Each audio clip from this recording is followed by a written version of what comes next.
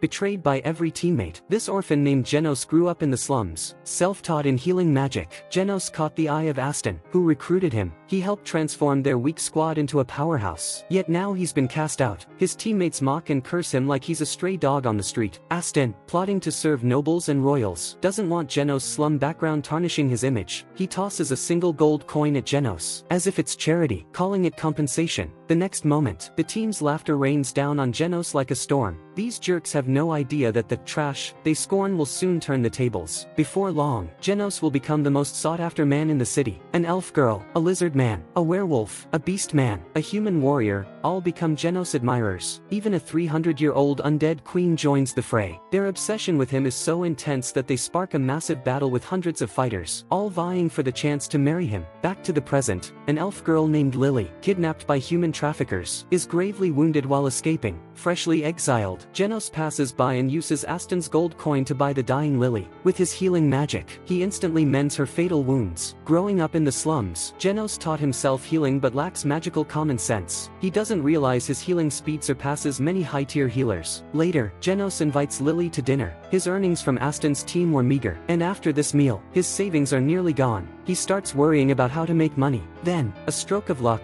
a lizard man named Sand appears, his arms scorched by magic, his life at risk without treatment. Genos heals Sand in a flash. Grateful, Sand hands over a hefty payment. At that moment, Genos sees his future. He'll open a clinic to earn money and gratitude. In all his years with Aston, he never heard a single "thank you." In the end, they discarded him like garbage. Without a medical license, Genos can only operate in an abandoned house in the slums. He and Lily find the perfect spot, isolated, with no neighbors to snitch. Lily casts a basic illumination spell to light the place. She only knows simple magic but can assist Genos' clinic. Suddenly, an undead girl named Camilla appears on the stairs, launching attacks. Genos subdues her with his healing magic, revealing a skill he developed after Aston abandoned him in a labyrinth, countering undead. Realizing Genos' strength, Camilla reluctantly agrees to live with them. After a night of cleaning, Genos makes the rundown house livable. Then, Sophia, led by her brother Sand, arrives. Her right hand is poisoned, and without immediate amputation, the toxin will spread, killing her. Sophia, a decisive woman, accepts the surgery, knowing losing her hand will weaken her combat skills. What happens next stuns everyone. After the amputation, Genos uses his healing magic to regrow her arm. Sophia, a slum gang leader, is beyond grateful. Her gang's survival depends on her strength, and a weakened leader would mean annihilation. Days later, Lin Jia, a rival gang leader commanding an all-werewolf crew, visits Genos. She's noticed Sophia's underlings recover suspiciously fast from injuries, tracing it to Genos. Lin Jia aims to eliminate Sophia's secret weapon. Using self-taught defensive magic, Genos fends off Lin Jia's assault. Her werewolf pack can't breach his defenses. Camilla, furious at the intruders, nearly kills them, but Genos stops her. Undead hold high status among dark races, naturally intimidating werewolves. Shocked that even Camilla obeys Genos, Lin Jia and her pack apologize and retreat. Just as Genos resolves one mess, another arrives. A beast man shows up, demanding Genos return to his gang to treat their leader. Revi. Genos is exasperated. Lin Jia built a palace next door. Sophia keeps sending treasures. And now Revi, the third slum gang leader, enters the scene. 1 month into his clinic,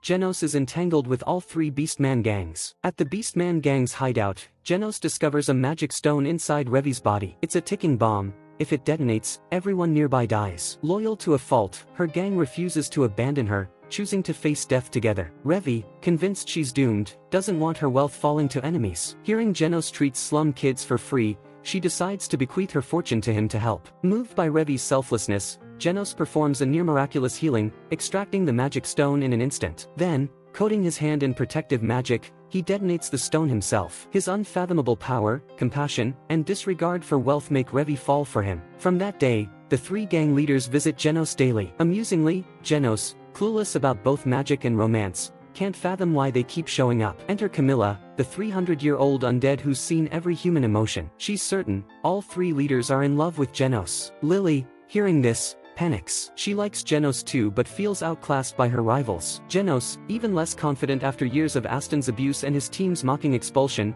doubts any woman could love him. What follows proves Camilla right. The 3 gang leaders confront Genos, announcing a 3-way brawl where the winner claims his heart. In the arena, tension crackles. All 3 gangs assemble, ready to die. The battle erupts, and, surprise, the first major fight isn't against a villain but between women fighting over the hero. Hats off to the writers for this twist. The clash rages from noon to dusk, yet not a single fighter dies. Genos appears, knowing words won't stop them. He's been casting healing magic non-stop to prevent casualties. Once again, Genos showcases his terrifying power. His mana reserves and healing speed defy human limits. Odd, the three leaders abandon the fight, deciding to win Genos with charm instead. Unwittingly, Genos brokers peace in the slums and lands himself in deeper. In Genos' kingdom, society is rigidly tiered. Nearly all healers come from wealthy or noble families. Slum dwellers like Genos rarely climb the social ladder, so despite his potent healing magic, he's never had a chance to earn a healer's license. Luckily, Genos isn't ambitious. He's content, happily treating slum residents for free. When he's away, his home stays lively. The three gang leaders, no longer focused on their gangs, pester Genos daily. If he's out, they'll wait all day. This frustrates Lily, who feels insecure watching her rivals flaunt their figures, wishing she'd grow into a stunning elf sooner. I bet Genos treats the poor partly to dodge his fan club. Today, he meets a beastman girl, Till, abused by her master, Forbes. Genos doesn't intervene.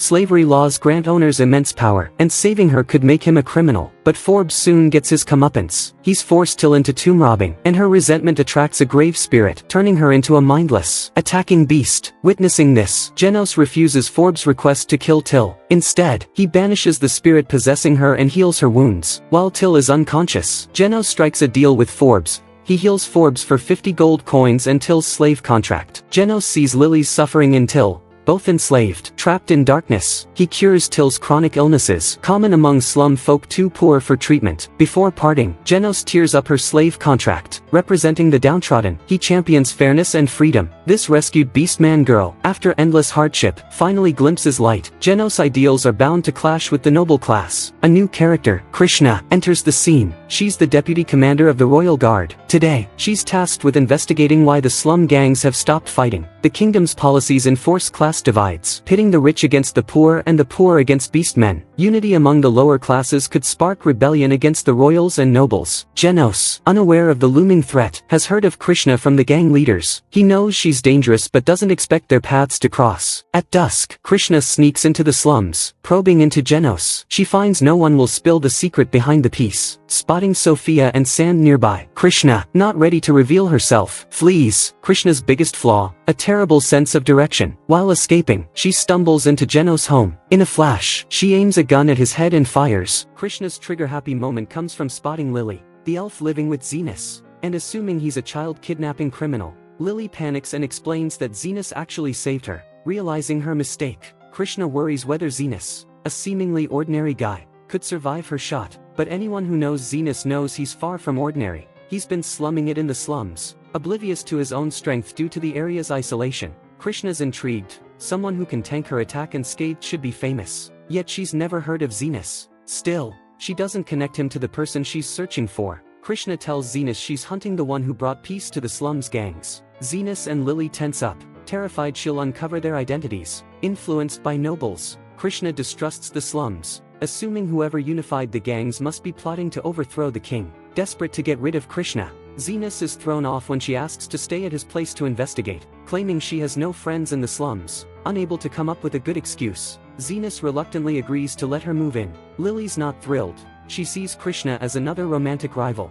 In a huff, she climbs onto Zenas' lap, trying to flaunt their closeness. Awkwardly, no one bats an eye. To Zenas, Lily's just a little sister. If she knew that, the elf girl would probably cry all night. Once Lily's asleep, Krishna asks Zenas if there's a renowned healer in the slums. She once wounded gang leader Zophia's arm beyond repair, but recently saw Zophia's arm fully healed. Krishna suspects a powerful healer using magic to control the slums' three major gangs. Zenas, curious, asks why Krishna hates the slums. She shares a dark story. Her kind-hearted mother often gave food to the poor but was killed by slum robbers. Krishna trained relentlessly to fight crime, her smile long gone, her heart filled with resentment toward the slums. While staying with Zenas, Krishna heads out early each morning to investigate. Zenas seizes these moments to secretly heal gang members. One day, while treating Zofia, Krishna returns unexpectedly. Both women draw their weapons, but before a fight breaks out, Zofia accuses Krishna of being a noble's pawn,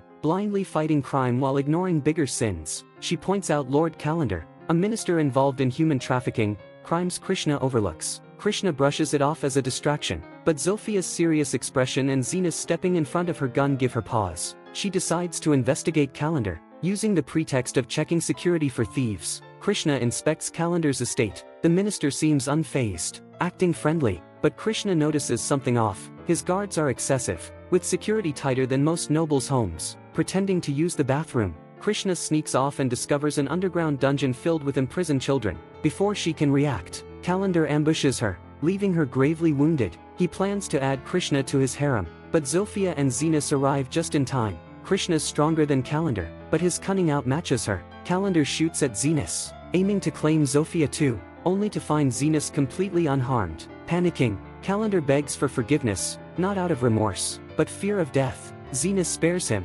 knowing he's key to exposing the criminal network behind him. Zenas works his healing magic again, regenerating Krishna's severed arm. Only now does Krishna realize Zenas has mastered both defensive and healing magic to an extraordinary level. Encouraged by Zenas, Krishna rallies, freeing the captive children and rethinking her prejudice against the slums. Meeting Zenas changes her deeply. For the first time since her mother's death, Krishna smiles again. While Krishna finds her smile, another man's about to lose his. Aston, the guy who exiled Zenas, leads his team to hunt monsters. They're a mess, drinking heavily the night before, leaving everyone sluggish and unprepared. It gets worse. With Zenas around, Aston could take down A-rank monsters without a scratch. Now, without him, Aston can't even handle a B-rank monster. His team takes heavy losses, barely surviving. Aston thought any healer could replace Zenas. He hires Yuman, a mid-tier healer, but the results are disastrous. Without Zenas' powerful healing, Aston's team is crushed. If not for Yuman's basic skills, they'd all be dead. Aston realizes Yuman can't heal wounds quickly. For the first time, he wonders if Zenas had a rare gift. He recalls meeting Zenas, thinking he looked like a beggar. Back then, Aston was broke and unknown, so he teamed up with Zenas. Zenas' healing was so fast it seemed like Aston never got hurt, feeding his ego. Now, desperate, Aston decides to track Zenas down. His team's too injured to function, and the nobles he's trying to impress are pressuring him to kill the monsters he's failed to defeat twice. Aston heads to the slums, hoping to find Zenas through the gangs. When he meets Zofia, he fantasizes about charming her, only to get a verbal beatdown when she learns he's the one who ditched Zenas. Humiliated, Aston tries Linga's gang next. Linga's even harsher, nearly giving him a heart attack with her insults. Unwilling to give up, Aston approaches Loi's gang, but she's just as hostile. He convinces himself the Zenas they know must be a different guy with the same name. Then Aston spots Zenas passing by, confident he can recruit him. Aston's stunned when Zenas flat out refuses. No one in their right mind would go back to that jerk. Aston, who's always looked down on Zenas, can't believe he's been rejected. Furious after multiple failed attempts to persuade Zenas, Aston plans to retaliate, but Krishna takes him down with a single shot. Knowing her strength, Aston flees immediately. The three gang leaders gather at Zenas' place, searching for Aston, but he's vanished. The best case scenario is that he's left town, but if he's joined a shady group, Zenas could be in trouble. Hiring an assassin costs a fortune, and everyone assumes Aston's broke. But Zofia reveals a mysterious figure has emerged in the underworld, taking jobs for free if the task suits him. Late at night, Zenas can't sleep. Lily tries to cheer him up but dozes off. Zenas isn't worried about revenge, he's just conflicted about seeing Aston again. To distract, it works, until a quake-like tremor shakes the ground. Carmilla flies up to scout, her face turning grim. A massive monster is rampaging through the slums. Slum residents flee in terror, crushed into pulp if caught under the monster's feet. Its body towers like a castle. Carmilla tells Zenas it was made with 300-year-old demonic tech, a craft of the demon race. But with the demon king long dead, she's baffled by who could wield this power now. No time to dig into the monster's origins. Zenas rallies the three gang leaders to evacuate the wounded. The gangs act more like a relief team, rushing to help.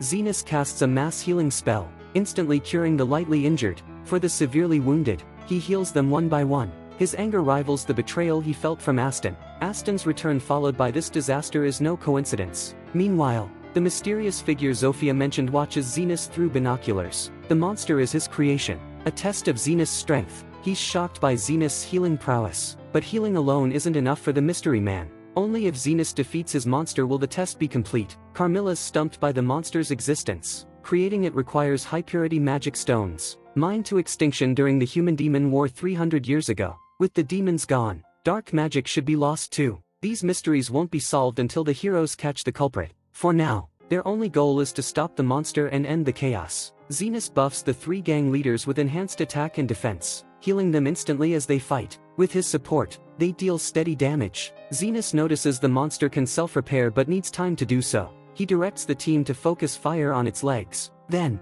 a crisis. The monster collapses toward a young girl. At the last second, it shifts to protect her. Carmilla points out that monsters lack intelligence. Its actions suggest something's wrong. After analyzing with Carmilla, Zenas theorizes the monster is an experiment made from Aston. Years ago, Aston watched his sister die because he couldn't afford medicine, turning him greedy and cruel. The girl likely reminded him of her, briefly restoring his humanity to save her. The puzzle clicks. The monster is Aston. He hired the mysterious man to kill Zenas but was tricked into becoming a test subject, implanted with an unstable magic stone. The experiment demands a simple-minded, resentful human, perfect for the mysterious man, who takes jobs for free to find suitable candidates. Now Zenas faces a dilemma. The obvious choice is to kill Aston, but Aston's act of saving the girl stirs pity in Zenas. Opting for a riskier path, Zenas operates on the monster's stone body like a surgeon, using magic to regenerate Aston's limbs while purging the magic stone. Zenas is determined to find the mastermind.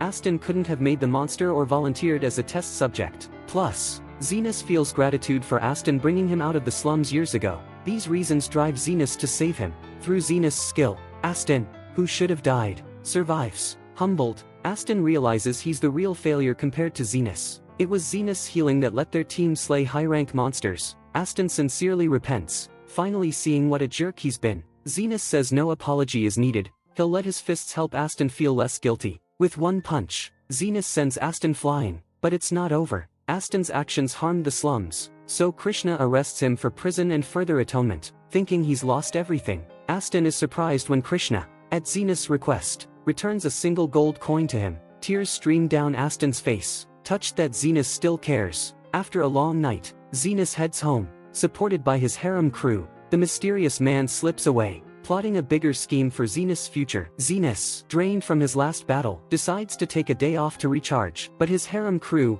each girl wanting some alone time with him, has other plans. They all suggest a trip to the hot springs, practically tripping over each other to make it happen. Carmilla, who's been around for 3 centuries and loves a good drama, tags along, ready to watch the chaos unfold. The moment they arrive at the hot springs, the competition kicks off. Even Krishna, the cool-headed one, gets caught up in the frenzy. Zenas, overwhelmed by the noisy rivalry, snaps and sends them all back to the women's bath to cool off. Lily's dying to have Zenas to herself but feels insecure about her figure. Carmilla picks up on this and gives her a pep talk, reminding her not to give up. Guys have all kinds of tastes. After all, after soaking in the springs, the group decides to grab some food to shake off the last bit of exhaustion. But with the harem together, it's no surprise the battle for Zenas' attention flares up again. Fed up, Zenas escapes to share a drink with Carmilla. He's always been curious about her past, but when she dodges the topic, he lets it go. That night, with Carmilla by his side, Zenas feels a rare moment of peace. Then, boom! A massive explosion shakes things up. Zenas and Uma stumble across the hot spring in Zoner, badly injured in a blast. Uma insists the guy needs urgent care at the Royal Hospital to save his hand. Zenas, though, he heals him in a flash, not even leaving a scar. Uma's stunned by this healing prowess and suspects Zenas might be a saint or a master healer. She immediately reports it to her mentor, Becker, since they're desperate for someone like him to help with a missing persons case at the Royal Hospital. Becker, based on Uma's description, thinks Zenas might be a long-lost friend and decides to meet him. When Becker tracks Zenas down, he fakes an illness to test Zenas' skills,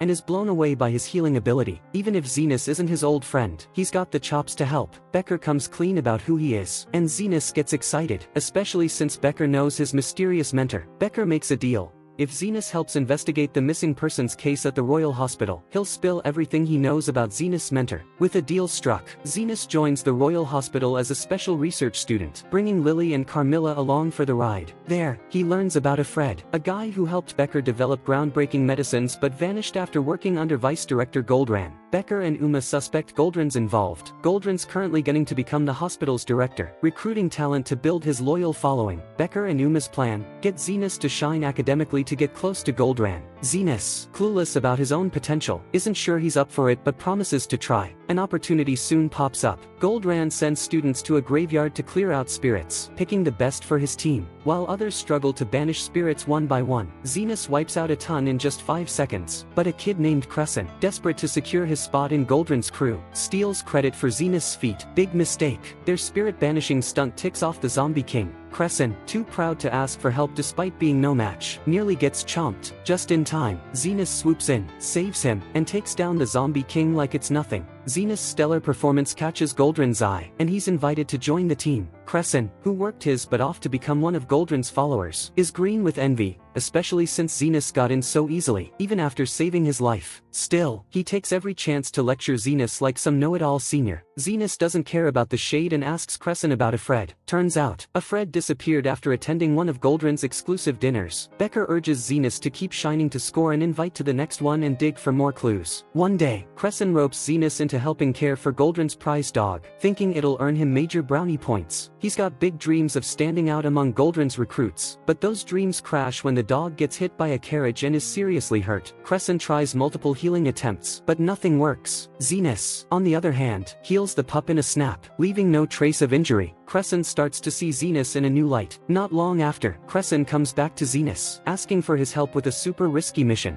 Charlotte, the daughter of Lord Fennel, has a tumor on her face that needs treatment, but she's obsessed with her looks and terrified that surgery will leave a scar. Goldrand, her doctor, is stumped on how to proceed. Then his secretary mentions that Goldrand's dog, injured in a carriage accident, was treated by Krishna and recovered perfectly, with its fur still glossy. So, Goldrand ropes Krishna in to help with Charlotte's case. Krishna, desperate to impress Goldrand, knows his skills aren't up to par. He begs Zenas for help. Zenas believes anyone needing treatment deserves the best care, so he agrees to step in. On the day of the surgery, Krishna's terrified his lack of skill will be exposed, so he asks Zenas to secretly assist. During the procedure, Krishna discovers the tumor has invaded Charlotte's nerves. Botching the surgery could paralyze her face. Goldrand, worried a failed operation will tank his reputation, throws Krishna under the bus, blaming him entirely. Zenas, fed up with their bickering, takes charge. He grabs the scalpel, removes the tumor, and repairs the nerves, preventing facial paralysis. His jaw-dropping skill leaves Goldrand stunned. Lord Fennel, clueless about what went down in the operating room, assumes Goldrand saved his daughter. He pledges his support for Goldrand to become the next head of the royal hospital. Goldrand, riding the wave, invites Krishna and Zenas to a private banquet. Becker, thrilled by the news, can't believe Zenas scored an invite to the banquet so fast. He urges Zenas to dig up any info on Afred while he's there. At the banquet, Zenas brings Lily along. After some sly questioning, they zero in on Bones, the only person Afred interacted with at the event. Bones is a notorious drunk, so Lily and Zenas ply him with booze to loosen his tongue. Eventually, sloshed, Bones lets slip that Goldrand joined the Royal Hospital 13 years ago, after a massive explosion, with Lord Fennel's backing. Just as Zenas and Lily hit a dead end, Carmilla shows up and helps piece things together. She suggests a nobody like Goldrand wouldn't have caught Fennel's eye unless he saved Fennel during the explosion.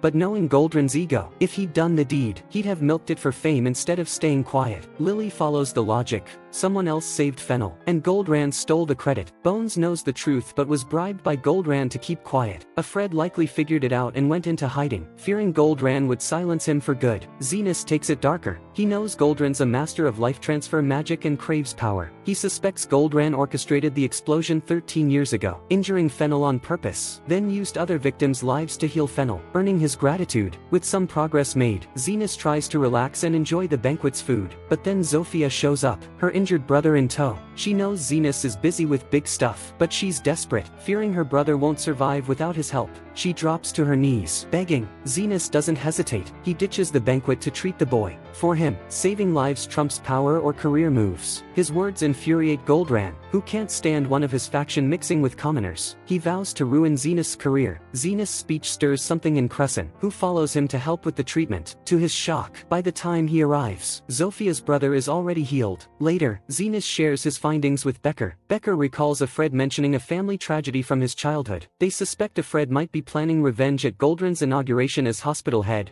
set for tomorrow. Becker thanks Zenas for his work, promising to secure investigation funds and share everything he knows about Zenas' master. At Goldran's inauguration banquet, he and his supporters all collapsed, looking like they'd been poisoned. Becker was the only one still standing, wide awake. 13 years ago, Goldran witnessed a massive explosion and transferred the lives of the injured to save Earl Fennel, keeping him alive. Bones captured the whole thing on camera, which is why Goldran trusted him so much. What Goldran didn't know was that among those whose lives he stole was Becker's fiancée. Today, Becker decided to recreate that moment from 13 years ago, forcing Goldran to choose who to save: himself, Fennel, or his supporters. To up the stakes, Becker even took the poison himself, testing if Goldran would save him to get the antidote. Goldran didn't care. He was ready to sacrifice his supporters to heal himself. Just then, Uma burst in with Zenas and Crescent. Earlier, they'd found Bones' photos in Becker's office. Spotting a Fred and Becker's fiancée in them, they pieced together that Becker was likely the one seeking revenge. In truth, Becker only learned his fiancée's death was tied to Goldran after a Fred attended Goldran's banquet. But a Fred vanished before spilling the full story, so Becker hired Zenas to track him down. Though Zenas didn't find a Fred, he helped Becker uncover the truth. Crescent sympathized with Becker but argued that this revenge, harming innocent lives, made him no better than Goldran. After all, healers exist to protect lives. Zenas, always a man of action, vowed to save everyone, both to spare innocent lives and to stop Becker from becoming a killer consumed by hate. He knew Becker was a good person at heart. Crescent's words and Zenas' resolve shook Becker. He remembered his fiancée's dream of saving lives and realized his revenge was betraying her ideals. He sincerely apologized. After treatment, everyone began to wake up, realizing Goldran had planned to use their lives to save himself. Even Earl Fennel turned against him. When the dust settled, Becker told Zenas he'd only used a paralytic to scare Goldran, not poison. But after taking it himself, he realized someone had swapped it for real poison. He suspected the missing Fred was behind it, having spotted him at the banquet. To his shock, Fred never showed up when the truth came out. Becker began to suspect the Fred by his side for 13 years was an imposter, and the real Fred might be long gone. With his time at the Royal Hospital behind him, Zenas returned to his clinic with Lily, settling back into a quiet life. But that imposter posing as a Fred, much like the mysterious figure from before, seems to know Zenas too well. I have a hunch they're the same person, and they'll be Zenas' biggest challenge yet. Congrats on finishing another anime recap on my channel. What did you think of this story? I'm dying to see how it all wraps up. Who could possibly take on someone as powerful as Zenas? Let's wait for season 2 to find out. Don't forget to smash that like button and subscribe for more.